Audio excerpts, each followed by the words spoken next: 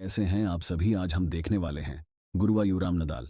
दोस्तों, ये एक बहुत ही बढ़िया कॉमेडी फैमिली मूवी है जो आपको अंत तक एंटरटेन करेगी। तो वीडियो को जरा भी स्किप मत कीजिएगा।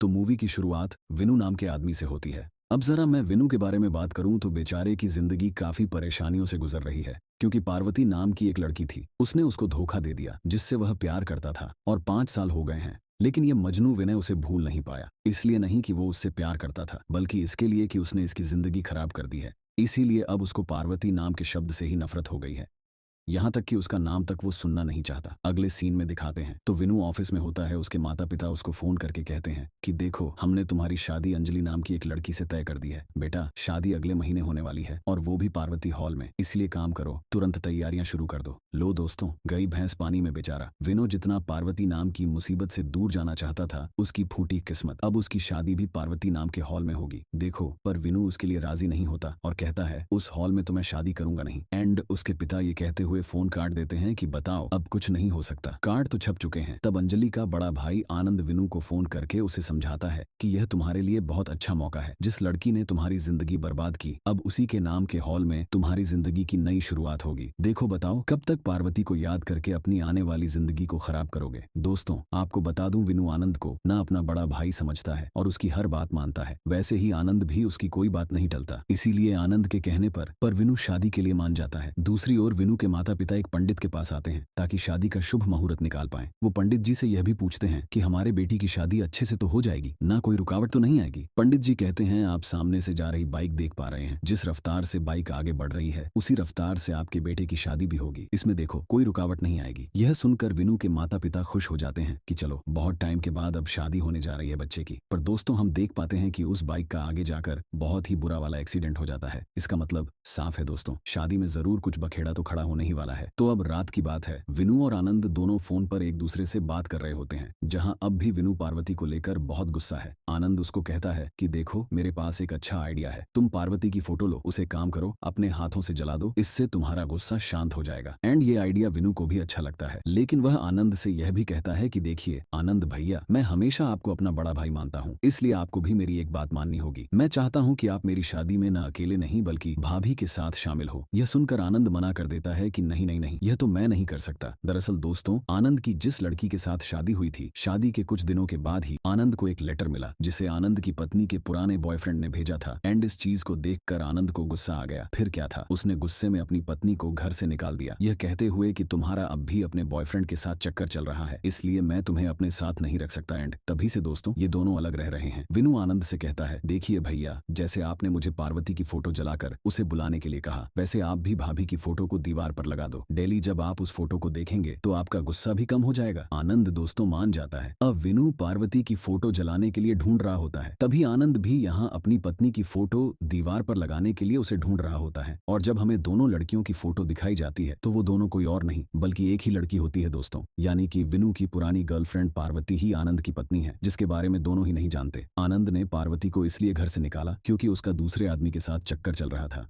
और वो आशिक भी कोई और नहीं बल्कि विनू ही था। दोस्तों, आप सोचिए जरा, जब इन दोनों को इसके बारे में पता चलेगा तो क्या तमाशा होगा। बड़ा मजा आएगा देखने में। तो अब आनंद डेली पार्वती को मैसेज करके उसे मनाने की कोशिश करता है ताकि वह दोबारा से घर आ जाए, और कई दिनों की मेहनत के बाद आखिरकार पार्वती मान जाती है। इसीलिए आनंद अपने माता पिता के साथ पार्वती के घर आ जाता है। साथ ही एयरबड्स के जरिए विनू आनंद को गाइड कर रहा होता है कि क्या चीज कैसे करनी है, मतलब जब पार्वती उसके सामने आएगी तो उसे कैसे उसको मनाना है। विनू के कहने पर आनंद बड़े प्यार से पार्वती से बात करता है, उससे माफी भी मांग रहा होता है कि देखो पार्वती, जो बीत गया उसको भुला दो, मैं तुम्हारे बिना अपनी जिंदगी नहीं गुजार सकता। अब आनंद की ऐसी बात सुनकर पार्वती तो हैरान हो जाती है कि अचानक इस आनंद को क्या हो गया, ये बदली बदली बातें क्यों कर रहा है। लेकिन वो खुश भी होती है कि चलो सुधर गया, इसलिए वो आनंद के साथ उसके घर जाने के लिए मान जाती है। अब अगले सीन में देखिए क्या होता है। विनू आनंद के घर पर आता है, बस दोस्तों वहां पर पार्वती आ जाती है, और विनू और पार्वती जब एक दूसरे को देखते हैं, दोनों की आंखें फटी की फटी रह जाती हैं।